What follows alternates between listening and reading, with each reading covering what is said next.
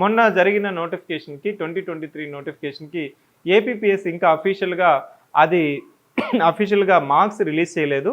కానీ కొంతమంది మార్క్స్ మీకు అనాలిసిస్ చేసుకుంటే నీకు first ranker 245.33 Venu Mannam out of 300. ఎంత చూడండి, 80%. కానీ 2018 నోటిఫికేషన్స్కి ఏపీపీఎస్సీ అప్పుడు 3 పేపర్లు ఉండేవి, ఇప్పుడు 2 పేపర్లు, ఇప్పుడేమో 3 పేపర్లు.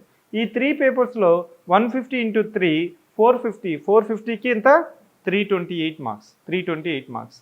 అంటే నేనేం చెప్పదలుచుకున్నానంటే నువ్వు మినిమం 70% గ్రూప్ 2 మెయిన్స్లో తెచ్చుకుంటే నీవు అనుకున్న సర్వీస్ వస్తుంది. అదే గ్రూప్ 1 అనుకోండి, ప్లిమ్స్లో అయితే నీకు 50 నుంచి 55%, మెయిన్స్కి వచ్చిన తర్వాత 60 to 65% if you score it you'll get it.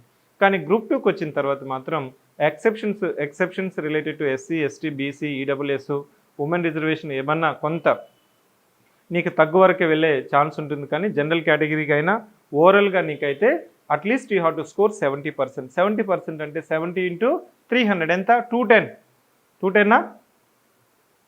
70% 210 వచ్చిన వాళ్ళకి కొంతమందికే వచ్చింది మొన్న. ఎందుకంటే మొన్న పేపర్ 2లో కొంత సైన్స్ అండ్ టెక్నాలజీ పేపర్ ఈజీగా వెళ్ళడం వల్ల నీకు కట్ ఆఫ్ అనేది అంతవరకు వెళ్ళింది. That is subjected to the standard of the paper. Civic సెంటర్లో నువ్వు 70% తెచ్చుకున్నావు అంటే definitely will be in the top 10. That's a standard.